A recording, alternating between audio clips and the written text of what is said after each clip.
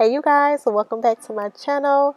So I am super excited about this video today, guys, because the style came out super dope. So yeah, my client brought me a picture of this style that she wanted me to recreate for her. She actually had gotten these braids before, but I didn't record it, so it was like back last year sometime. So I decided to bring it to you guys today just to show you guys the style, and hopefully you guys like it. Make sure you leave me a comment if you do and like this video. So first, we're going to be starting off with parting her hair from front to back, and then we're going to part off the other 6 sections as equally as we can. I get many of you commenting on how precise my parts be, and again, I just use this rat tail comb about 99% of the time when I'm parting my client's hair, and it's just, I don't know, the rat tail comb is just precise, so it helps me get the precise parts that I'm looking for. And definitely stay tuned for my next video. I'm actually bringing you guys another video on knotless braids, and I'm showing you guys exactly how I part off my knotless braids, because I did get a lot of comments on that video about the parting of those braids. So definitely stay tuned for my next video as well. So here I'm just trying to make sure that each side is proportioned, because I hate to get to the end and the balance of the braids are off. Nothing drives my gears more than that. So I definitely try to make sure I part everything off correctly before I begin braiding.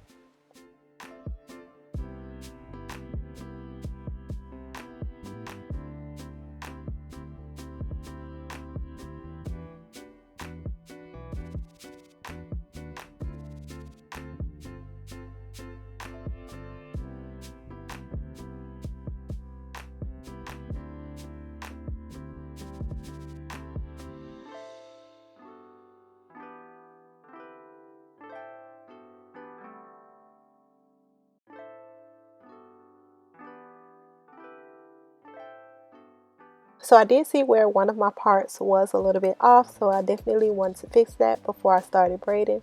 And I don't know if you guys can see the concentration that I have on these parts, but I definitely am serious about my parts.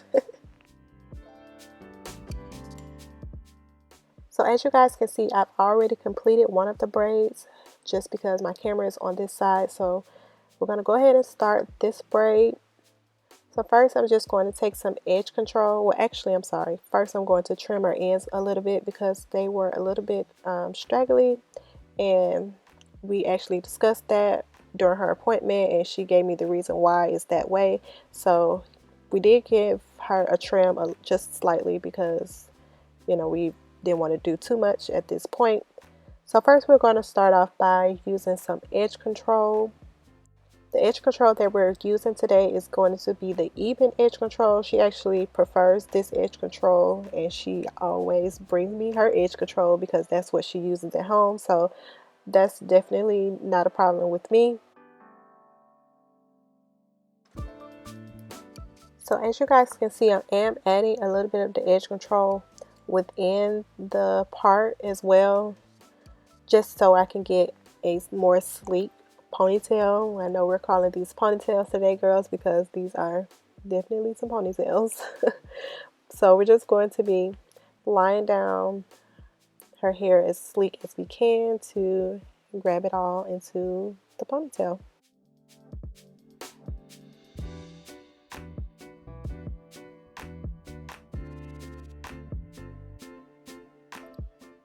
And you definitely want to make sure you take your time when you're doing this, just so when you do grab all of her hair into the ponytail, it's going to be as neat and as flat and as sleek as possible. We're going for a sleek look, girls. We don't like messy hair, so you definitely want to look like we tried when we did this hairstyle. So make sure you take your time.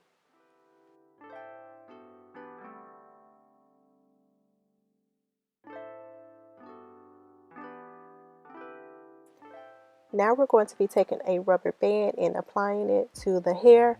You definitely can use an elastic band if you're afraid of using rubber bands. She actually prefers rubber bands, and it's really not going to damage your hair as long as you don't try to rip the rubber band out of your hair when you're taking your hair down. You just make sure you take some scissors and snip the rubber band, and then it'll, you know, unravel out of your hair on its own.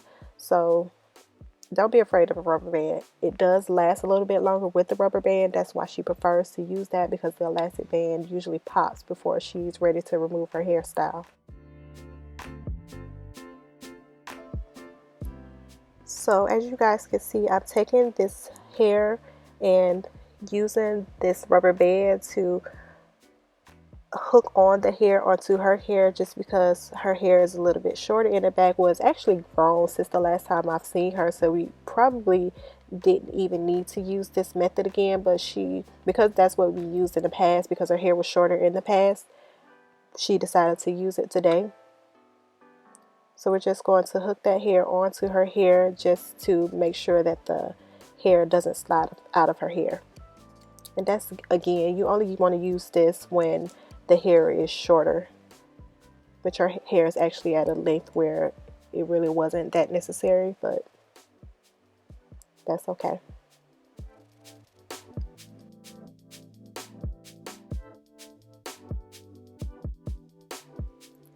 So now I'm just taking the Kanekalon hair and dividing it up into 3 pieces, which are going to be the 3 pieces that we're going to be braided with. And then I'm just going to grab her hair with the middle piece and then proceed to braid.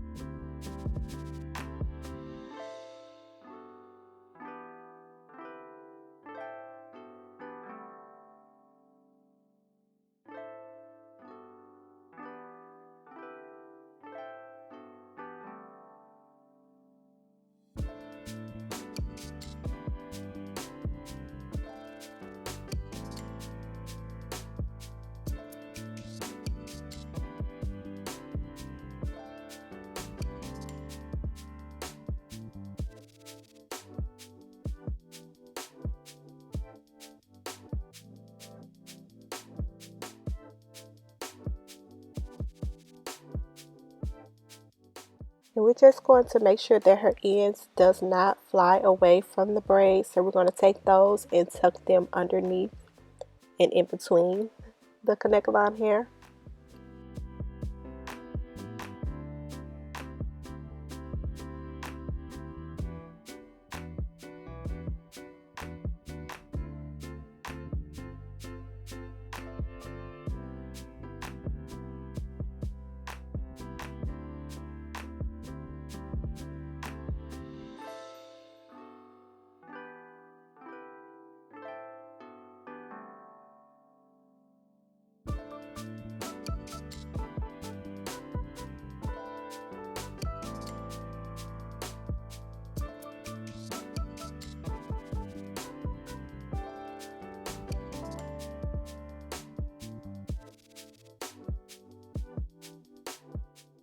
And you just want to make sure that you are holding the braid as taut as you can when you're braiding, just so it comes out really neat, and it'll also eliminate some of the flyaways that you may get if you don't hold the hair really tight.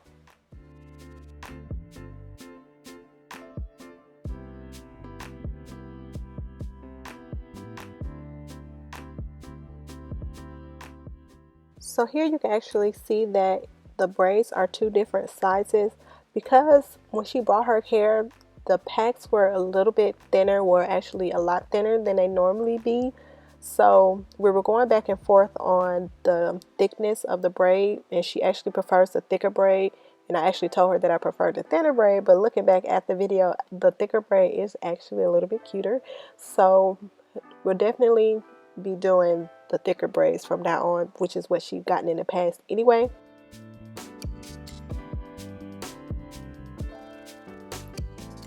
So we like to do hip length braids with her, so that's exactly what we're going to be doing. And her hip length braids always come out fly. All of her braids are always hip length, and they're always gorgeous. So once we get to the end of the braid, we're just going to tie a little knot just so it won't come loose, and then of course when we're all done, we'll dip them.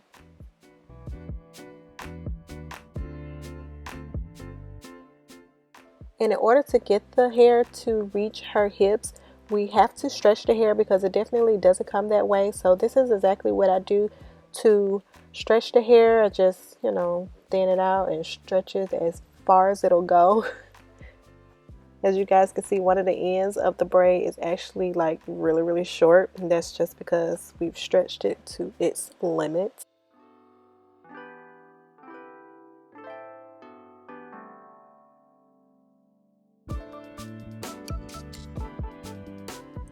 Y'all, look at how fat and juicy these braids are. Oh my gosh, it's just like looking at it. I don't know, it's so soothing to watch these braids. For me, I don't know about you guys, but every time I look back at it, I'm like, oh my gosh, these are just gorgeous. And here I'm just showing you guys that after I've split the hair into two, I'm going to crisscross the hair, and then I'm going to grab the hair into three, which are going to be the three pieces that I'm going to be braiding with. Then I'm going to grab her hair that has been split into half, putting one half of the section with the right hand piece and then the other half with the middle piece, and then I'm going to proceed to braid. And I really hope you guys were able to see that, because I know my arm was slightly in the way. So definitely let me know if you guys need another tutorial. I'm sure she'll be getting these braids again in the future, and I don't mind sharing it.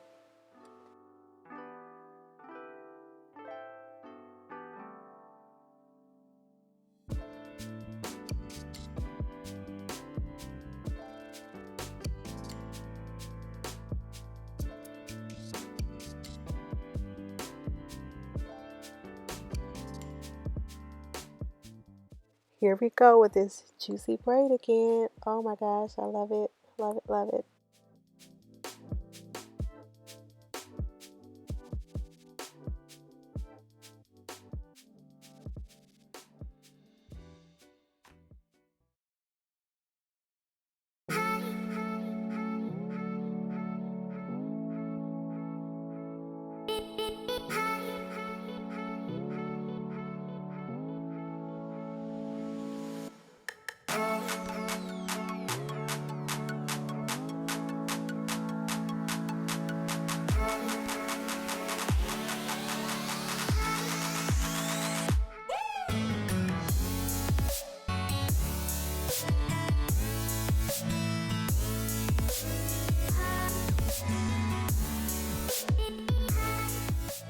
So let me know what you guys think about this style.